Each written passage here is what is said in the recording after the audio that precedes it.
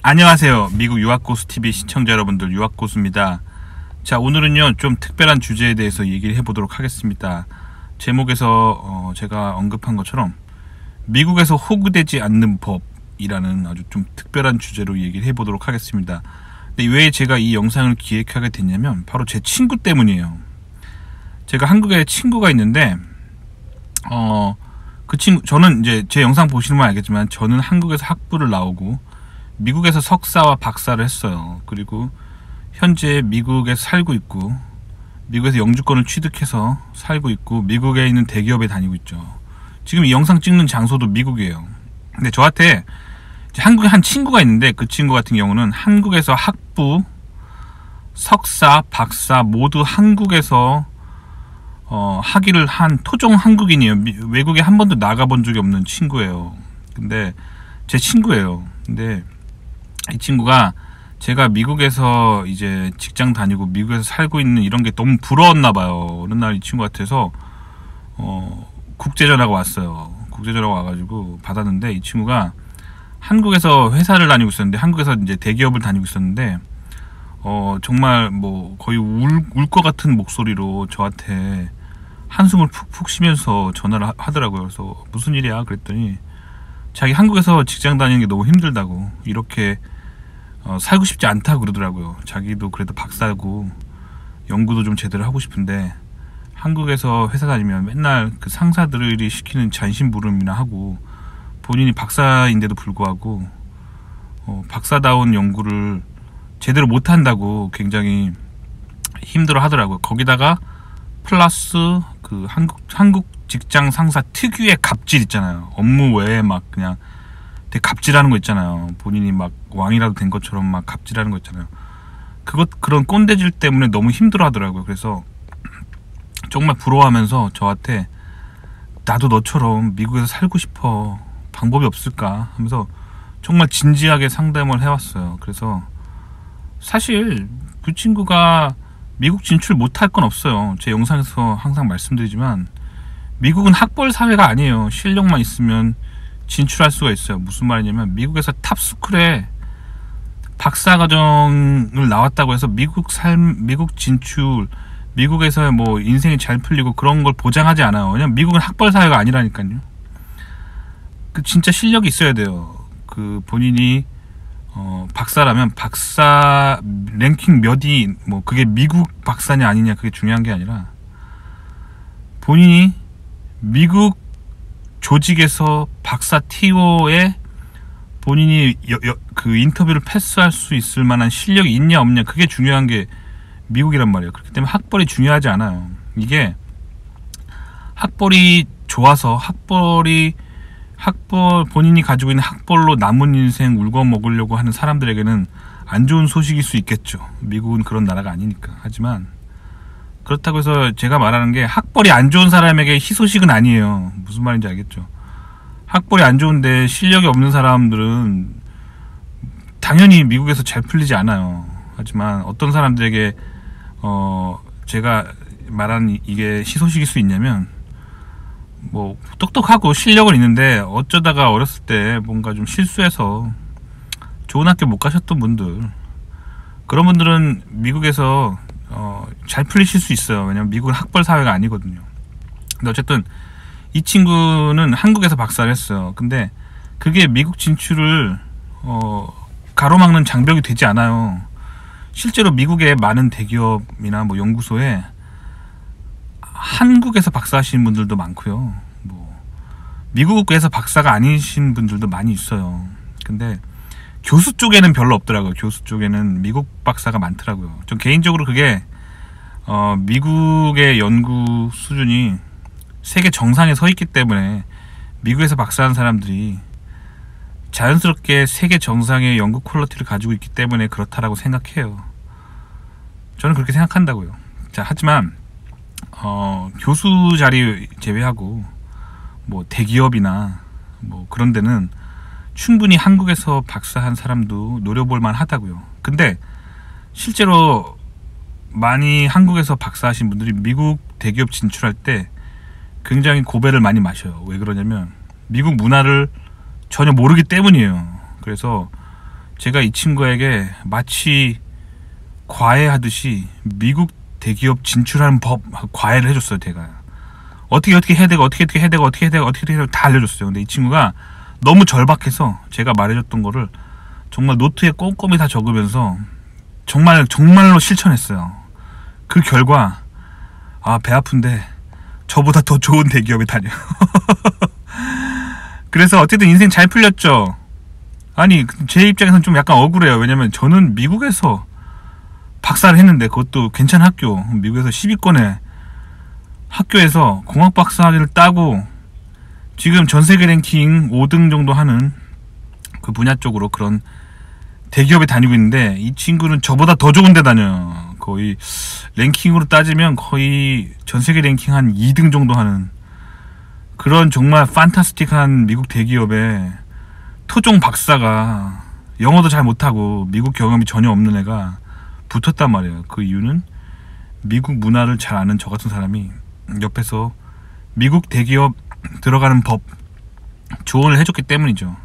들어갔단 말이에요. 근데 그래서 마치 그의 인생이 해피엔딩인 것처럼 보이는데, 최근에 이제 그 친구랑 이제 통화를 하다가 그 친구가 병으로 쓰러져가지고 병원에 입원했다는 걸 알게 됐어요. 그래서 왜 쓰러졌는지 보니까 과로로 쓰러졌다고요. 에? 미국 대기업에서 과로로 쓰러진다고? 말도 안 돼. 저는 듣자마자 말도 안 된다고 생각했어요. 그래서 그 친구의 삶을 좀 자세히 들어봤죠. 그랬더니 그 사이에 지금 미국 대기업 온 지 한 1년 정도 됐는데 미국 대기업에서 뭐 이 친구의 일상을 들어보니까 뭐 한국 대기업에 있을 때만큼 오히려 그때만큼 일하고 오히려 어떤 부분에서 더 빡세게 일하는 거예요. 그러니까 뭐 평일날 뭐 밤 12시까지 뭐 노트북 켜고 일하는 건 기본이고, 토요일 일요일도 밤 늦게까지 노트북 켜고 막 집에서 일하는 거예요. 그러니까 과로 때문에, 스트레스 때문에 몸이 그렇게 축나는 거죠. 그래서 병원 신세를 져야 될 만큼 그렇게 돼버린 거예요. 근데 저는 이해가 안 간 거예요. 왜냐면 제가 아는 미국은 뭐 미국 대기업들 워라밸이 되게 좋거든요. 뭐 대부분 제가 다녔던 대기업들은 평일날 아침 9시 이후에 출근해도 됐고, 평일날 저녁 5시 이전에는 다 꼬박꼬박 퇴근했어요. 근데 저는 약간 좀 게으른 스타일이라서 보통 저는 9시 반 혹은 10시 가까이 돼서 출근을 하고 오후 4시 반 정도 혹은 그 이전에는 퇴근을 했단 말이에요, 평일에. 그리고 토요일 일요일에는 절대 일 안 하고 회사가 주는 휴가 꼬박꼬박 다 쓰고, 뭐 거의 저는 그렇게 살았어요. 근데 그렇게 살았는데 뭐 보통 연휴가는 저는 한 15일 정도 씁니다. 근데 미국에서. 근데 이게 연휴가가 크리스마스랑 땡스기빙 새해 휴가를 제외한 거예요. 그러니까 무슨 말이냐면 미국 빨간 날 다 놀고, 그 다음에 그거 외에 제가 쓸 수 있는 휴가가 연휴가가 한 15일 정도 되고, 보통 미국은 크리스마스나 땡스기빙이나 연초에 보통 일주일 통째로 쉬어요. 그게 자기 휴가를 쓰는 게 아니라 달력의 빨간 날이 아님에도 불구하고 보통 미국 정서상 그래요. 땡스기빙이 있는 그 주에는 그 일주일 내내 사람들이 그냥 회사를 안 나와버려요. 그리고 업무가 스탑되죠. 그리고 크리스마스도 마찬가지예요. 크리스마스가 있는 그 주 있잖아요. 그 일주일 통째로 그냥 회사를 안 나와버려요. 사람들 일을 안 해요. 그리고 새해랑 연말이 있는 그 주 있잖아요. 그 주도 일주일 통째로 쉬어요, 보통. 그래서 보통 연말에는 크리스마스랑 새해 해가지고 한 2주 정도를 사람들이 그냥 다 쉬어버려요. 그게 휴가에 포함되지 않아요. 보통 제가 다녔던 회사는 그랬어요. 그러니까 이게 상당히 진짜 괜찮은 워라밸이란 말이에요. 진짜 괜찮은 거예요. 그러면서 한국보다 연봉도 많이 받아요. 괜찮은 조건인데, 그리고 한국처럼 특유의 갑질하는 상사들도 없어요. 그런데 미국에서 과로사로 과로사 할 만큼 일하면서 과로로 쓰러졌다고요? 저는 정말 그게 이해가 안 가는 거예요. 이해가 정말 안 가가지고 이 친구랑 좀 제가 면담에 들어갔죠. 너 왜 그러냐 면담에 들어갔는데 제가 내린 결론은 결국 이 친구를 이렇게 힘들게 만든 건 본인 스스로 그렇게 만든 거예요. 본인 스스로 만들어 놓은 보이지 않는 감옥에 자기를 가둬놓고 자기를 학대하고 있었던 거예요.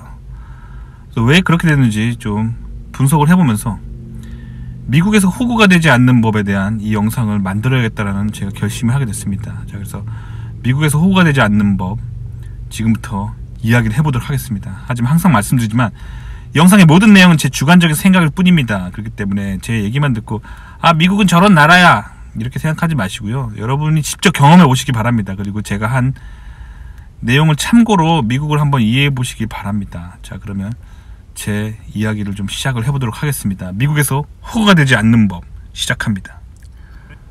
자, 그러면 제 친구가 왜 미국에 와서 호구가 됐는지 얘기를 해드리겠습니다. 이제 가장 첫 번째 이유는 그 친구가 자격지심이 있기 때문이에요. 그래서 예를 하나 들어볼게요. 그 친구랑 최근에 제가 통화를 했는데 그 친구가 이제 딸이 있어요. 이제 그 친구 딸이랑 제 아들이랑 거의 나이가 비슷해요. 이제 유치원 다니는데 동네 마트에 가서 딸이 타고 놀 수 있는 뭐 조그만 장난감 말 같은 거, 뭐 그런 조그만한 애들 타고 노는 거 있잖아요. 그런 걸 하나 사줬어요. 사줬는데 애가 그거를 처음 앉자마자 앉아있는 데가 금이 간 거예요. 그래가지고 이 친구가 그냥 이거 망가뜨렸네 하면서 그거를 그냥 이렇게 속상해 하는 거예요. 이거 딸이 망가뜨렸다고. 근데 사실 저도 그런 비슷한 일을 경험한 적 있어요. 이제 제 아들 같은 경우는 이제 자동차를 좋아해서 마트에서 그런 자동차 장난감 애들이 타고 노는 걸 사준 적이 있어요. 근데 제 아들이 그거를 타자마자 그것도 바퀴가 한번 부러진 적이 있어요. 자, 그럴 때 어떻게 저는 대처를 하냐면 그 마트에 가요. 그래서 환불해 주세요 하면 되는 거예요. 그래서 환불해 하면 되는 거예요. 왜냐면 대부분의 미국 마트들은 그 물건을 산 다음에 영수증만 있으면, 어떤 데는 영수증도 없어도 돼요. 영수증만 있으면 그 마트에서 샀다는 걸 증명하면은 대부분의 미국 마트들은 3달 이내에 돈을 환불해줘요. 환불해 준다고요. 그리고 혹시라도 영수증을 잃어버렸을 때는 돈으로는 환불 안 해주고 스토어 크레딧이라고 해서 그 스토어 크레딧으로 환불을 해두죠. 물론 이건 모든 마트가 그런 건 아니고 좀 좋은 마트들이 다 그래요. 그래서 그 친구는 그렇게 딸 장난감이 부서졌으면 아주 당당하게 거기서 산 게 맞다면, 거기서 훔친 게 아니잖아, 산 거 맞다면 영수증 가져가서 딱 보여주면 돼요. 환불하겠다 하면 환불 이유를 물어보죠. 그러면 당당하게 말하면 돼요. 아니, 딸이 여기 앉았는데 처음 앉자마자 부서지면 안 되는 거라고. 이거는 당신들 잘못이야. 설계를 잘못했어. 매트리얼 디펙트야. 환불해 주라고. 이렇게 하면 환불해 줘요. 마찬가지로 저도 그런 식으로 뭐 아들 장난감 다 환불 받았어요. 근데 그게 사실 이제 미국의 대부분의 마트에 리턴 폴러시라고 해서 환불 규정이 다 그렇게 돼 있어요. 영수증만 있다면 3달 이내에 그 마트에 가져가면 뭐 다 환불해 줘요. 심지어 그게 부서지지 않아도 그냥 써봤더니 마음에 안 드는데요 라고 말해도 환불을 해줘요. 대부분의 이제 미국 마트들은. 근데 이 친구 같은 경우는 본인이 썼는데, 이미 박스를 뜯었는데, 이미 딸이 타고 놀았는데 거기에 좀 사용한 흔적이 있는데 당연히 환불이 안 될 거라고 생각하지만 미국은 그렇지 않습니다. 미국에 오시면요, 한국에서 알던 그런 내가 뭐 잘못했을 거야 라고 생각하는 그거 있잖아요. 그 관점을 좀 바꾸시는 게 좋아요. 미국은요, 본인이 자기 관점에서 뭐든지 설명하면 되는 거예요. 그리고 개개인이 그렇게 어떤 일을 당했을 때 그거에 대해서만 본인이 당당하게 설명할 수만 있으면 미국에서의 대부분의 문제는 해결이 됩니다. 그런 환불 규정들이 소비자 중심적으로 돼 있기 때문이죠. 그래서 근데 문제는 미국의 이런 소비자 중심적이고 환불이 잘 되는 이런 이런 어떤 그런 세상 가운데 살면서도 이 친구의 마음은 여전히 환불이 잘 안 되던 그 한국 마트에서 물건 사던 소비자 수준으로 머물러 있는 거예요. 그렇기 때문에 이 친구의 마음에 있는 그 마인드셋을 한 단계 업그레이드 할 필요가 있어요. 미국에 왔기 때문에. 미국이라는 자본주의 마켓에서 훨씬 더 좋은 어떤 쇼핑 문화 가운데 살고 있는 건데, 예전에 살았던 그 한국보다 그런 환불 규정이 안 좋았던 그 한국의 그런 어떤 마트의 문화 안에 본인이 갇혀 있는 거죠. 거기서 나오셔야 돼요. 마찬가지로 회사도 마찬가지입니다. 회사도 제가 다녔던 대부분의 미국 회사들은, 대기업도 마찬가지고 중소기업도 다 그랬어요. 보통 평일날 아침 9시 출근, 그리고 저녁 5시 퇴근이 기본이고요. 토요일 일요일은 일 안 해요. 그리고 땡스기빙 때는 보통 한 주를 다 쉬고, 크리스마스 때 한 주 쉬고요. 새해 초에도 한 주를 쉬었죠. 그리고 그러면서도 휴가로 휴일이 있었어요. 휴가가 있었어요. 휴가 한 15일 정도 휴가가 있었단 말이에요. 그게 보통 제가 알고 있는 미국의 대부분의 뭐랄까 9 to 5 아메리칸 라이프의 아주 전형적인 그런 미국의 그런 직장의 모습이에요. 그 제가 아는. 자, 근데 지금 이 친구 같은 경우는 마음 안에 그런 자격지심이 있는 거예요. 그래서 난 미국인이 아닌데 미국인보다 좀 열심히 일해야 되는 거 아니야? 미국인보다 뭔가 한 2~3배는 아웃풋을 내야 되는 거 아니야? 내가 영어도 못하는데 더 잘해야 되는 거 아니야? 뭐 이런 생각이 항상 늘 빠져 있어요. 그래서 어떻게 되냐면, 누가 시키지도 않았는데 이런 미국의 문화 속에서 맨날 일만 죽어라 하는 거예요. 그래서 미국 친구들 다 5시에 퇴근했는데도 본인도 5시에 집에 가겠죠. 저녁 먹고 또 노트북을 켜고 밤 12시까지, 새벽 1시, 2시까지 계속 일을 하는 거예요. 그래서 뭔가 상사한테 보여주는 거죠. 저 일 이렇게 많이 하는 사람이에요. 미국 사람들보다 한 2배, 3배 많이 하니까 저를 자르지 말아주세요. 뭐 거의 이런 마인드예요. 그리고 토요일, 일요일도 이 친구는 이래요. 그런 식으로 밤 늦게까지. 자, 그래서 생각을 해보세요. 이 친구가 미국에 온 게 이 친구한테 의미가 있을까요?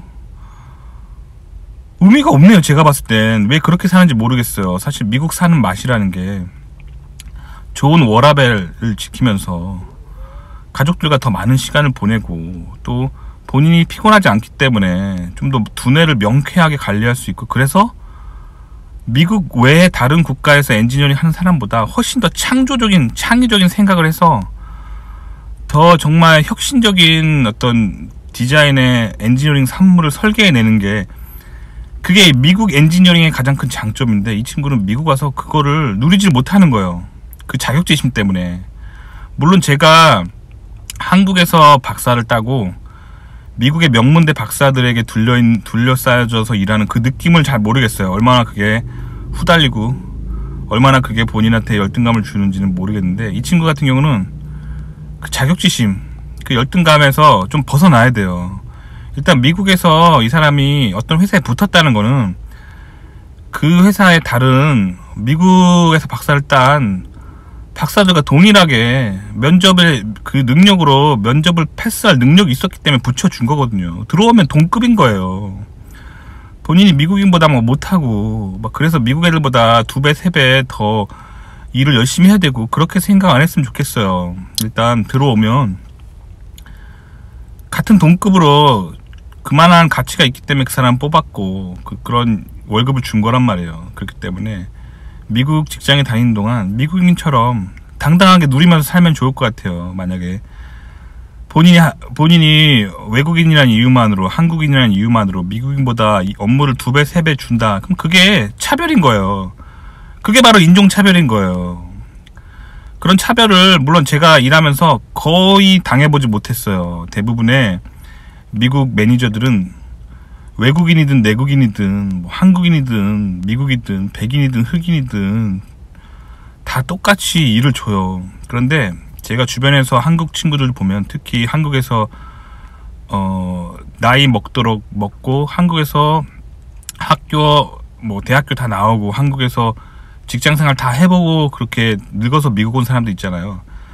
대부분 그 한국식 생각을 머릿속에 막 가지고 있어요. 그래서 야근을 열심히 해줘야 자기가 가치 있는 사람이 된다.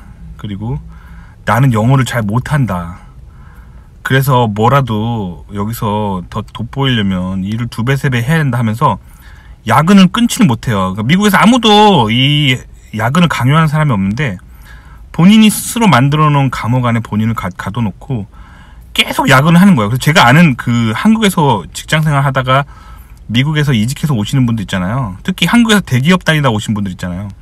정말 10명 중에 거의 뭐 9명 아니면 10명 중에 10명 다 거의 뭐 그런 비율로 제가 아는 사람들 대부분 정말 90% 이상의 비율로 미국 와서도 야근하면서 살아요. 밤 늦게까지 막 밤 12시까지 평일날도 일하고 주말에도 일하고 그러면 산단 말이에요. 근데 그 결과 그러면 미국 안에서 더 잘 나가야 되는 거잖아요. 더 승진도 잘하고 연봉도 세야 되는 거 아닌가요? 근데 그렇지 않아요. 그 사람들 보면. 왜 그러냐면 미국의 이공계 스타일을 아직도 이해를 못했기 때문이에요. 한국에서 직장 다니던 그 뭐랄까 본인이 직장생활 이렇게 해야 되라고 생각하는 그 생각에 갇혀 있는 거예요. 미국에서는 그런 식으로 야근 늦게 하면 막 뇌가 피곤해져서 창조적인 생각을 못 한다고요. 그래서 어떻게 되냐면 결국엔 보통 사람들보다 훨씬 더 창조적이지 못한 사람이 돼서 남들보다 더 일 많이 하고 밤 12시까지 막 메일 쓰고 이 업무하고 그랬음에도 불구하고 결국엔 창조적인 어떤 새로운 엔지니어링 산물들을 만들어내지 못하기 때문에 결국에 도태된다고요. 그래서 미국 오셨으면 자격지심 좀 버리고 본인이 외국인이라는 거, 본인이 한국인이라는 거, 그 왜 자격지심을 가세요? 미국에 일단 어떤 조직에 들어왔다면 동등한 거예요. 그래서 동등하게 미국에서 누릴 수 있는 권리를 누리시면 돼요. 미국 사람들하고 똑같이 행동하시면 돼요.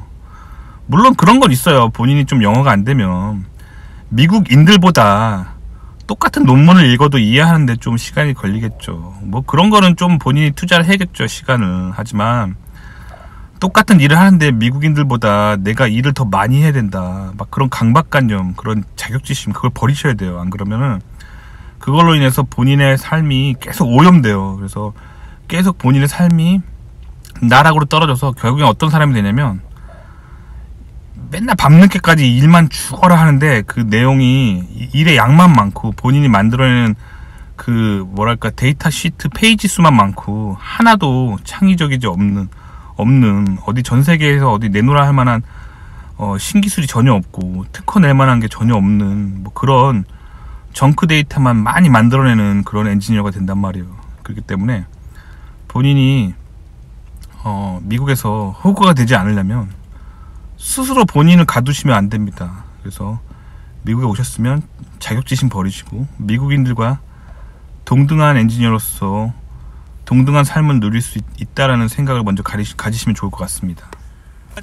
자, 그러면 그래서 자격지심을 버리라는 얘기를 해봤죠. 자, 그럼 두 번째로 제가 해드리고 싶은 얘기는 본인보다 지위가 높은 사람, 즉 윗사람을 두려워하지 말라, 이 얘기를 해드리고 싶어요. 자, 그래서 일단 제 박사 때를 돌아가 보죠. 일단 저는 박사 때 처음에 이제 랩에 들어가서 저희 지도교수의 라스트 네임을 불렀어요. 그리고 닥터하고 라스트 네임을 불렀어요. 왜냐면 예를 들면 그 사람 이름이 존 도라고 치면은 퍼스트 네임이 존이고 라스트 네임이 도라고 치면은 저는 그분을 닥터 도 이렇게 불렀어요. 그런데 하여튼 그렇게 지냈는데 제가 박사 초반에 제 지도교수가, 참고로 제 지도교수는 백인이셨는데 저는 그분이 인종차별주의자라고 생각했어요. 아, 내가 동양인이라서 나를 노예처럼 굴려먹고 다른 백인들한테는 잘해주는구나 라고 이렇게 오해를 했었어요. 왜 그러냐면 사실 제가 박사 때 있었던 랩이 백인들만 있는 랩이었어요. 저 혼자 동양인으로서 들어갔었거든요. 근데 그냥 딱 봐도 내가 다른 백인들보다 일을 많이 하는 거야. 거의 나는 항상 보면은 밤 늦게까지 막 연구를 해야 되는데 그런 분량의 연구를 주는데 다른 백인 애들 보면 막 4시 반에 퇴근해 버리는 거야, 평일날. 그리고 주말에 나오지도 않고. 나는 주말에도 막 노트북 끼고 연구하고 막 그러는데, 뭔가 막 되게 불합리하고, 막 처음에 제가 교수를 미워했던 적이 있어요. 그리고 다른 애들은 보니까 교수랑 막 친구처럼 지내는 거야. 나는 막 교수가 완전 상전이고 막 되게 그런 관계가 성립돼 있는 거야. 그래서 처음에 나는 사실 지도 교수가 인종차별주의자라고 생각했어요. 그래서 속으로 막 그렇게 생각했어. 이게 진짜 말로만 듣던 인종차별이구나 라고 생각했던 적이 있어요. 근데 어느 순간 제가 깨달음이 생겼는데, 그 관계를 만든 건 지도 교수가 아니에요. 그 관계를 만든 건 저 자신이었던 거야.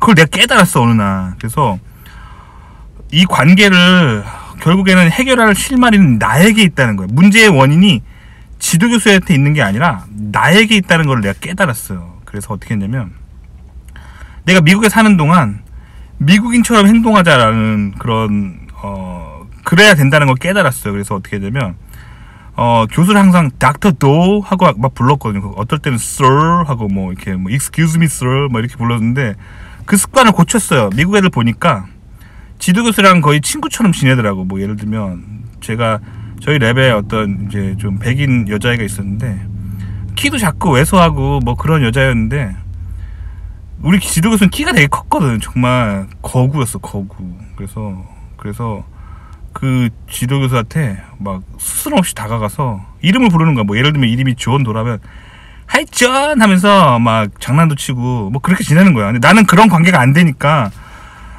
교수가 나를 차별한다고 생각했는데, 그 관계를 그렇게 만든 건 나였어. 그래서 내가 어느 날부터 지도 교수를 미스터 도라 닥터 도라고 부르지 않고, 나도 그냥 존이라고 부르면서 맘먹었어요. 그랬더니 교수가 그제서야 그러니까 교수 입장에서는 내가 자기 자신을 계속 닥터 도라고 부르고 막 뭐 말끝마다 썰라고 하고, 그러니까 자기를 어려워하고 자기를 불편해한다고 지도 교수는 생각하고 있었던 거야. 그리고 내가 first name 모르고 막 그렇게 친구처럼 평등한 커뮤니케이션 하니까 지도 교수가 좋아하더라고. 나랑 그제서야 친해졌다라고 생각하더라고. 그래서 결국엔 이런 관계를 만든 건 내 자신이었어요, 내 자신. 그리고 하여튼 그 백인 여자애와 그 랩에 있었던 그 같은 박사 과정에 있던 백인 여자애와 이 지도 교수의 관계를 보면서 내가 되게 많이 깨달았어요. 그래서 이 지도 교수가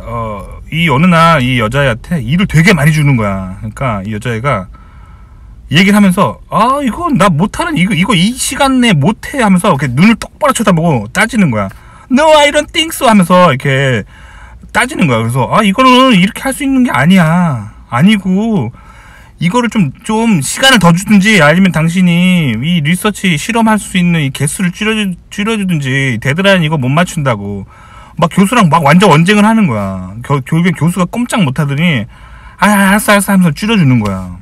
근데 나는 그런 행동을 해본 적이 없어. 그러니까 한국적으로 윗사람은 어려운 사람. 그래서 난 찍소리 못하고 항상 교수가 내주면 yes sir, yes Dr. Do, yes it will be done shortly 맨날 그랬거든. 그러니까 결국엔 그런 관계를 만든 건 나였다는 거야. 나도 미국식으로 커뮤니케이션 해야 돼요. 그래서 내가 교수한테 그때부터 얘기했어요. 못할 것 같은데? 못할 것 같아요. 못할 것 같다고요. 이렇게 당당하게 수평적인 커뮤니케이션 해야 된단 말이에요. 윗사람은 어려워하지 말라고요. 졸업도 제가 빨리 한 게 그거예요. 교수가 연구 뭐뭐 끝내야지 졸업한다고 해놨는데, 해보니까 그렇게 하면 진짜 박사가 한 6년 7년 걸리겠는 거야. 그래서 그때 졸업 시점에서도 컴플레인하고 커뮤니케이션 했어요. 나 빨리 졸업해야 된다. 나 돈도 없고 빨리 졸업해야지. 이거 박사과정 월급으로 살 수도 없고. 이게 클리어하게 따지고 커뮤니케이션 했어요. 그러니까 교수가 상황 그러면 빨리 졸업해라 뭐 그러는 거예요. 그러니까 교수 입장에서는 내가 찍소리 안 하고 하는 일 다 하니까, 얘는 그냥 이 일을 좋아하고 이걸 할 수 있는 능력이 되는 거니까 얘한테 이 일을 줘도 된다라고 생각한 거야. 결국에는 찍소리 못한 나의 문제였던 거야. 알겠죠? 자, 그럼 석사 때 얘기를 좀 해드릴게요. 석사 때는 또 어떤 일이 있었냐면, 석사 때는 제가 이제 제 영상을 들으시면 알겠지만 바이오 리서치를 하는 사람이에요. 그래서 건물이 그 바이오 리서치라는 건물은 그런 실험하다 나온 모든 그런 실험 자재의 폐 쓰레기들은 바이오 해저드로 분류돼요. 즉 생화학적인 위험 물질이란 말이에요. 아주 사소한 실험용 장갑을 꼈다 하더라도 그 실험 끝내고 그냥 휴지통에 버리면 안 돼요. 그건 바이오 해저드이기 때문에 바이오 해저드 전용 그런 쓰레기통에 버려야 된단 말이에요. 근데 어느 날 막 교수랑 실험하다가 교수가 그 본인이 실험한 장갑을 그냥 이렇게 휙 벗더니 귀찮았든지 그냥 옆에 그냥 종이 버리는 그냥 그 쓰레기통에 휙 던지더니 가버리는 거예요. 근데 그 자리에 되게 많은 학생들이 있었어요. 뭐 한국인 유학생도 있었고 뭐 중국인 유학생들도 있었고 인도 유학생도 있었고 근데 다들 보고 아무 말 못하는 거야. 근데 그 자리에 이제 미국 여학생이 하나 있었거든요. 바로 지도교수한테 얘기를 하더라고. 교수님, 여기는 바이오 리서치 건물인데 사소한 실험 장갑도 그렇게 버리시면 안 되죠. 바이오 해저드를 버리는 쓰레기통에 버려주세요. 그러니까 교수가 착각한 거야. 아, 이거 나는 이게 그거 아니었어. 내가 착각했네. 그래서 다시 꺼내가지고 바이오 해저드에 버리더라고요. 그러니까 이것처럼 이렇게 미국 사람들은 그 어렸을 때부터 본인보다 권위가 높은 사람들한테도 뭐랄까 쓴소리도 하고 할 말을 하고 산다고요. 그 왜 그러는지 나는 예전에 이해 못했는데 제가 아들을 키워보니까 알겠더라고요. 제 아들은 이제 미국 유치원을 다니죠. 근데 유치원에서 항상 그렇게 가르쳐요. 아무리 너보다 나이가 많고 그게 네 부모님이고 선생님이고 뭐 아무리 권력자라 하더라도 그 사람이 잘못했으면 가서 눈을 똑바로 쳐다보고 그렇게 하면 안 돼요라고 얘기하라고 가르쳐요. 그러니까 그런 교육을 받았기 때문에 이제 아들도 요즘 아들이 어떤 식으로 요즘 아들이 이제 나이가 찰수록 뭐 유치원인데 나이가 찼다고 말하긴 뭐하지만 어떻게 변해가냐면 미국 교육을 받은 결과 이제 아들이랑 밖에서 놀다 와서 뭐 간식을 먹을 때 아들한테 손 씻고 오라 그래요. 그럼 아들이 나를 딱 쳐다보면서 뭐라고 하는 줄 알아? 눈을 똑바로 쳐다보면서 아빠는 왜 손 안 씻어? 아빠도 못 먹어. 그러니까 이게 미국 교육을 받은 결과 이렇게 되는 거예요. 근데 한국 개념으로 이거 되게 싹스 노란 거잖아. 근데 나는 그래서 일단 이런 식으로 아들한테 요즘 꼼짝 못하고 있어 내가. 그래서 아들한테 나도 잘못하면 안 돼. 아들한테 뭐라고 하려면 나도 그 잘못을 하면 안 돼. 뭐 그게 미국식 커뮤니케이션이란 말이에요. 그래서 그런 일화들이 있어요. 그래서 미국에서 여러분들이 호구가 되는 이유는 여러분이 여러분 자신을 호구로 만들기 때문이에요. 그래서 특히 한국에서 이제 뭐 대기업 다니시거나 한국에서 뭐 대학원 해보신 분들은 알겠지만 한국 대기업에서 임원 뭐 이런 사람들이나 한국 대학원에서 지도교수 이런 사람들은 거의 왕이잖아. 뭐 거의 조선의 왕처럼 굴잖아. 그래서 내 말이 곧 법인이라 뭐 이렇게 굴잖아. 근데 결국 그렇게 만든 거는 당신들이야 바로. 그러니까 그 장갑 함부로 버렸을 때 뭐라고 한 미국 여학생처럼 당신도 그렇게 해야 돼요. 안 그렇기 때문에 당신네 회사 임원이 조선의 왕처럼 구는 거고 당신의 대학원의 지도교수가 조선의 왕처럼 구는 거예요. 내 말이 곧 법인이라 이렇게 구는 거예요. 그러니까 호구가 되지 않으려면 여러분이 미국에 와서 호구가 되지 않으려면 미국 사람처럼 행동하면 돼요. 당당하게 할 말 하고 두 눈 똑바로 쳐다보고 잘못된 건 지적하고 그럴 때 여기서는 모두가 그렇기 때문에 어렸을 때부터 그런 교육을 받기 때문에 여기서는 딱히 갑질하는 사람이 없고 갑질 당하는 사람도 없어요. 그래서 근데 문제는 뭐냐면 한국에서 그런 뭐 어른 말씀 잘 들어야 된다, 뭐 윗사람 말씀 잘 들어야 된다, 윗사람한테 말대꾸 하면 안 된다 이런 교육을 받고 자란 한국인들이 미국 오면요 100% 호구가 되는 거예요. 그래서 당신을 호구로 만든 사람은 당신의 상사나 당신의 지도교수가 아니야. 바로 당신 자기 자신이야. 그렇기 때문에 미국 와서는 미국식으로 커뮤니케이션을 하는 법을 잘 익히셔야, 잘 연습하셔야 호구가 되지 않을 수가 있어요. 그래서 대부분의 한국인들이 미국 와서 거의 대부분 호구가 되어 있습니다. 그래서 호구 되시면 안 돼요. 그래서 최근에 제가 어떤 일이 있었는지 좀 하나 얘기해 드릴게요. 제가 어떤 조직에서 일한 적이 있냐면 제가 미국에서 모 회사를 다닐 때 그 회사 임원이 한국인이었던 적이 있어요. 근데 제가 그때 지위가 부장이었는데 제 바로 위에 사실 상무님이 있었어.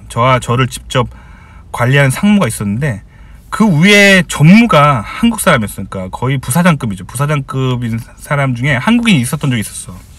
근데 이 인간이 한국 지사랑 막 커뮤니케이션 하려면, 그리고 한국에 있는 중소기업들하고 막 커뮤니케이션 하려면 한국말로 할 때가 편할 때가 있거든요. 그래야 일을 빨리 해. 걔네들이 그걸 또 영어로 막 바꾸려면 일이 오래 걸리니까 한국말로 막 이 전무란 사람이 한국말을 잘 하니까 한국말로 이메일 다 보내놓고 나중에 그거를 미국 안에 있는 미국인들한테 전파할 때 나한테 꼭 내가 그 사람이 나의 직속 상관이 아닌데 내가 한국인이라는 이유만으로 나한테 그 이메일을 포워드한 다음에 야 이거 너네 부서에 전부 전파해라 이러는 거야. 근데 그게 한국말로 돼 있어. 내가 얼마나 열받아. 나는 내 업무도 있는데 그거를 그 코리안 잉글리시 트랜슬레이션 하는데 많은 시간을 쏟아야 된단 말이야. 그걸 다 하나하나 읽어야 되고 얼마나 짜증나. 근데 대부분 아마 한국 사람들은 찍소리 하는 거 했을 거야. 왜냐면 일개 부장이 전무가 보내는 이메일을 그런 식으로 하면 안 되죠. 근데 나는 이미 미국에서 되게 오래 살고 이 미국식 커뮤니케이션에 익숙한 사람이에요. 그래서 나는 어떻게 했냐면 그 사람이 한국말로 나한테 그 이메일 포워드 해주면서 이거 니네 부서에 전파해 이러는 거야. 내가 영어로 답장을 했어. 그러면서 뭐라 그랬냐면 I'm not a Korean English translator 하면서 If you wish to communicate with them You gotta translate in English 이렇게 말했어요. 뭔 말인지 알겠죠? 나는 통역사가 아니라고. 네가 이거를 전파하고 싶으면 영어로 번역해서 전파하세요 이렇게 말했어요. 이게 미국에선 전혀 이상한 커뮤니케이션이 아니에요. 한국이었으면 이거 완전 하극상이고 뭔가 완전 찍히는 행동이겠지만 물론 난 찍혔겠지 그 사람한테. 하지만 괜찮아. 미국에선 그거 가지고 만약 그 사람이 나한테 불합리하게 나중에 승진 고과나 이런 거에 영향을 미치면 나는 그 사람한테 소송을 걸면 되는 거예요. 부당한 일을 시켰는데 내 일은 전문 통역사가 아니에요. 저는 엔지니어예요. 아시겠죠? 이게 미국식 커뮤니케이션이에요. 그래서 저는 윗사람을 미국에 있으면서 두려워하지 않으려고 되게 노력해요. 근데 아무래도 한국에서 어린 시절을 보냈기 때문에 윗사람을 두려워하는 게 약간 있어요. 아직도. 하지만 계속 미국에 살면서 그거를 개선해 나가고 있어요. 아시겠죠? 그러니까 결국에 미국에서 호구가 되지 않으려면 여러분 스스로 하기 나름이에요. 호구가 되지 않으려면 호구가 되지 마세요. 그러면 되는 거예요. 아시겠죠? 그리고 어디 가서 본인이 미국식 커뮤니케이션 못 해놓고 나중에 한국 돌아가서 미국에서 나 인종차별 당했어요. 미국 애들이 나 완전 호구 만들었어요. 그런 소리 하지 말라고요. 그러니까 미국식 커뮤니케이션을 익혀야 되는 건 바로 당신 자신이에요. 아시겠죠? 그래서 오늘 그 얘기를 좀 하고 싶었습니다. 도움이 되셨길 바라고요. 좋아요와 구독 눌러주시고요. 다음 시간에 또 뵐게요. 안녕히 계세요.